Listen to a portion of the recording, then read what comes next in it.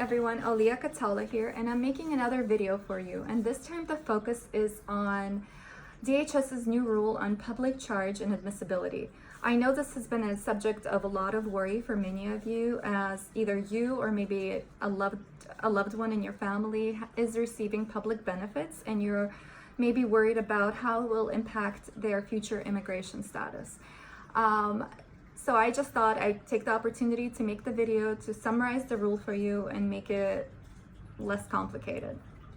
The administration is definitely trying to make legal immigration a lot more difficult for many people. And just by the wording of the rule, it's definitely favoring those who are in a higher financial bracket.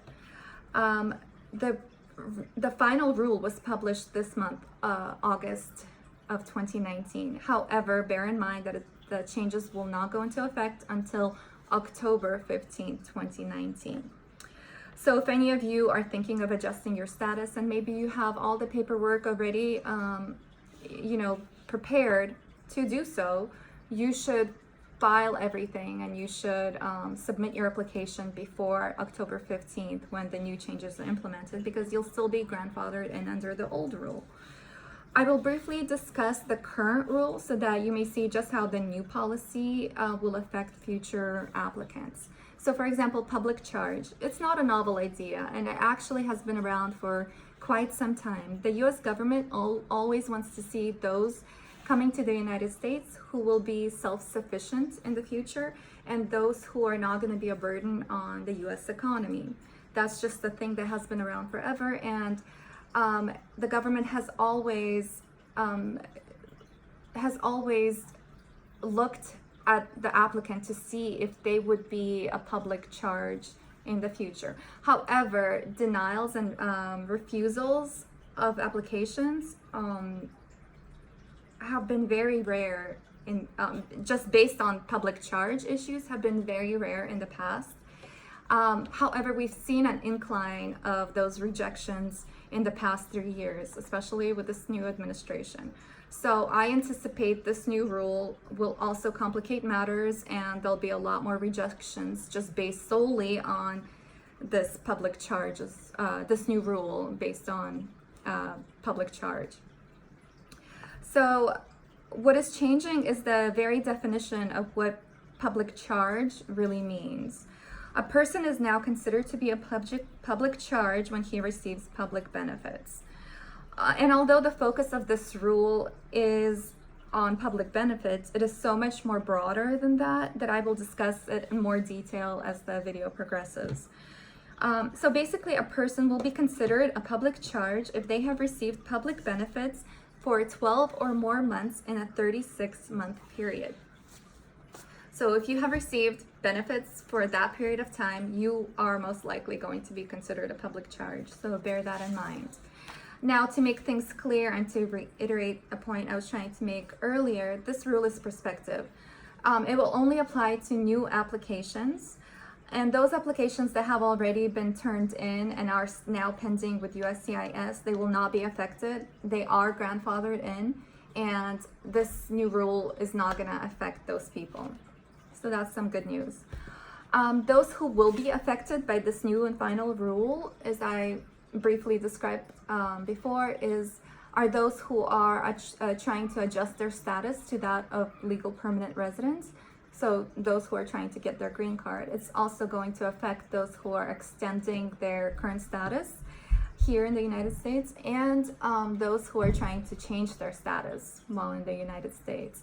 Now, this is the Department of Homeland Security's rule, and thus the consular processing for now is not affected. So those people who are petitioning for their relatives abroad, this is DHS's rule, so that's not affecting that. However, I would not go shopping for forums just yet, because I anticipate changes to come to those venues as well. So just keep that in mind.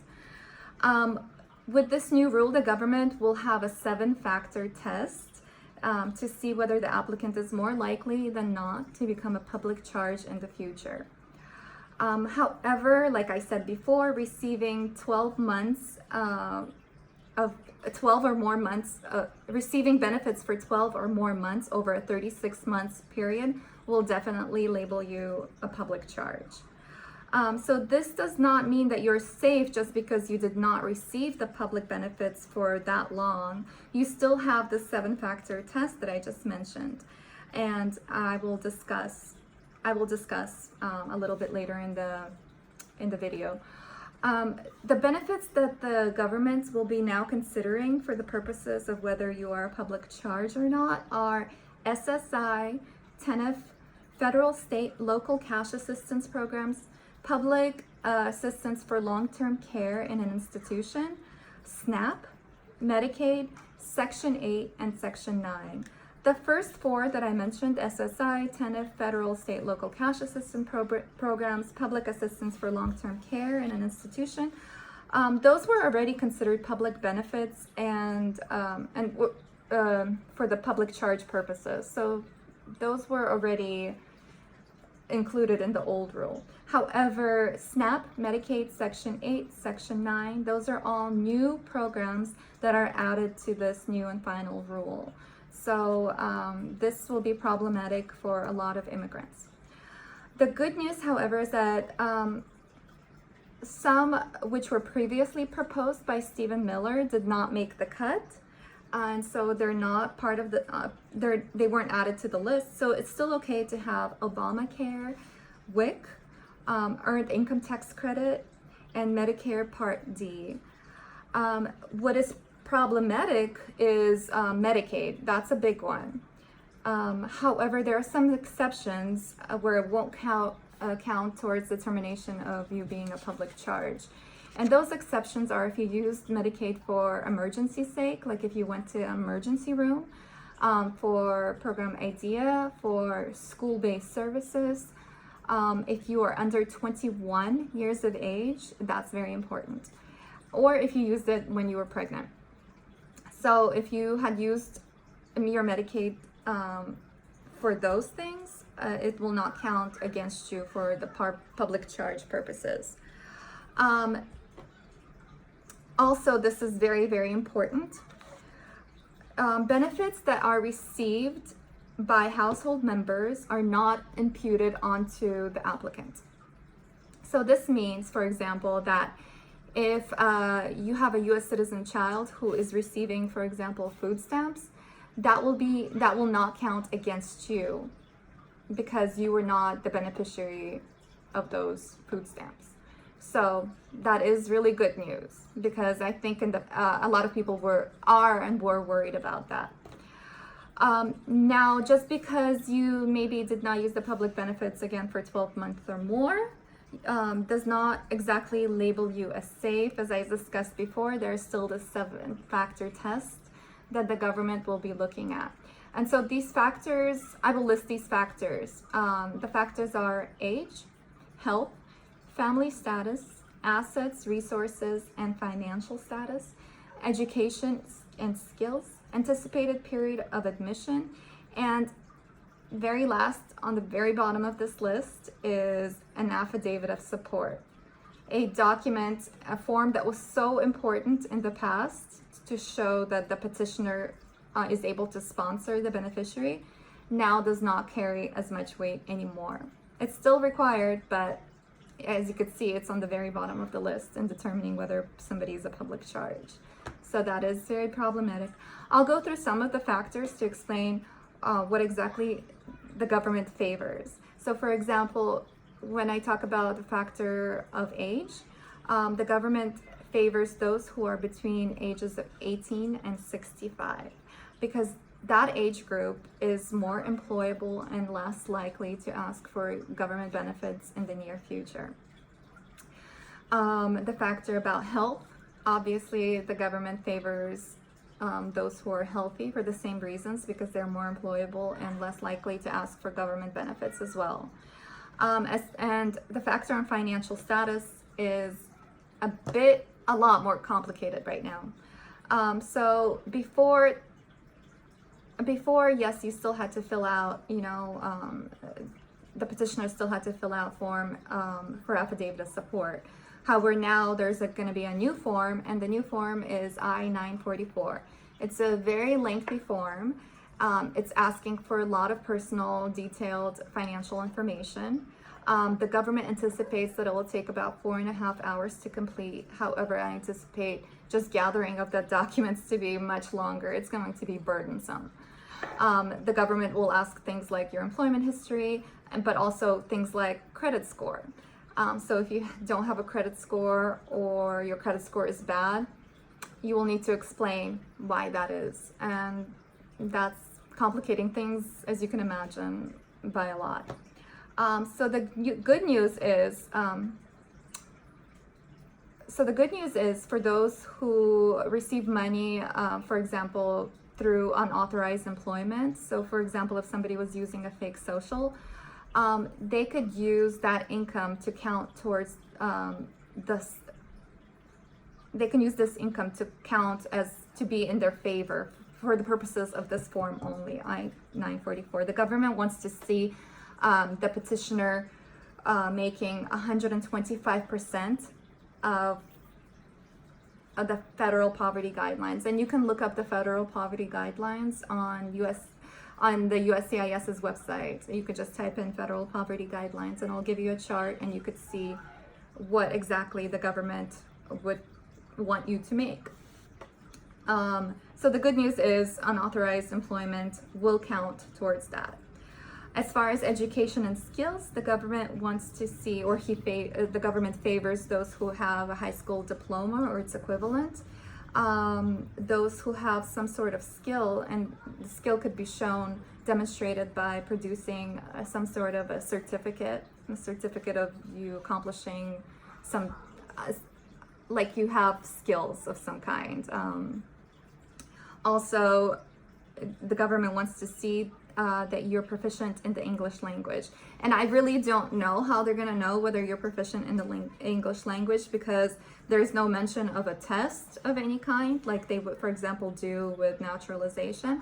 But I'm assuming that you can prove whether you're proficient in the English language by producing maybe a document showing that you have taken English courses, or some sort of a diploma or something of that kind. And again, at the very last, in the bottom of this list, is the affidavit of support. So again, this form does not carry as much weight anymore, and definitely the government is now focusing on the applicant himself versus the sponsor. There's no real test on how these factors will be weighed, which is a bit nerve-wracking. The rule is worded like it's giving officers a lot of discretion, and the wording is very arbitrary, so that is problematic. Now, as for very heavily weighted factors, these are the ones that will be the most focused. For example, if you are not a full-time student and are able to work, but are not working or have bad employment history, you will most likely be considered a public charge. So if you're not a full-time student, you should be obtaining some sort of employment to show the government that you are working, and your employment needs to be steady. There's a bright light for those who are caregivers and their family, however. So if you can show that you had to stay at home to take care of a family member, you will most likely be excused.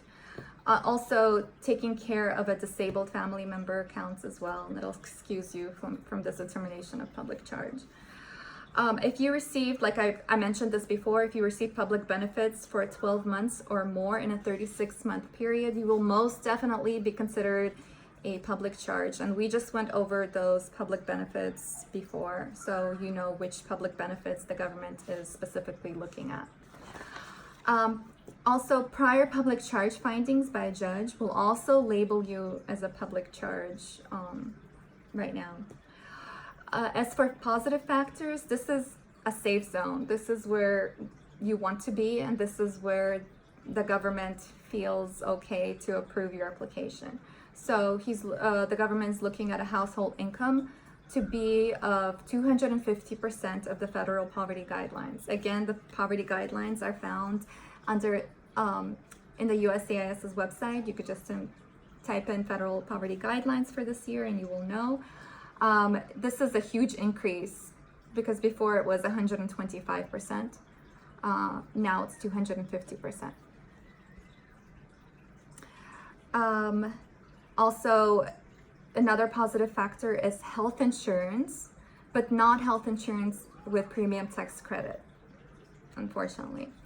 Now, just because you were found to be inadmissible, it's not the end of the road for you. INA has always allowed the posting of bonds to overcome inadmissibility. It just has been used very, very rarely in the past. However, I anticipate it to be common practice now. So the minimum bond will be $8,100. And that is for those who are not too deep into the inadmissibility zone. So those who are on the borderline. So those who are almost admissible, but still not but are found to be inadmissible, they could maybe get a bond to save themselves. The bonds will need to be paid in cash or cash equivalent. And as with any bonds, you will get your money back eventually. However, it's not going to be an automatic process. You still have to go through, you have to do cancellation of bond, and it's a whole process to get your money back. One more thing that I forgot to mention is that applications that include joint sponsors are going to be looked down at. So I'm anticipating a lot of a lot of applications, a lot of packets that are turned in with joint sponsor applications in them to be rejected, because the government is now looking at who the actual joint sponsor is. They're going to be looking at the relationship and whether that joint sponsor has helped you in the past. So the closer the relationship to your joint sponsor, like if it's your father or your brother or somebody, the more likelihood of them accepting the joint sponsor and not finding you to be a public charge. The rule is scheduled to go into effect on October 15, 2019, like I had already said. However, there are multiple lawsuits being filed by many states. So maybe cross your fingers that the rule won't go into effect, but as of now, it's scheduled to go into effect October 15th of this year. I really hope this video was helpful for you, and as always, we're always here to help, and if you have any questions, you can go ahead and message us or comment below the video.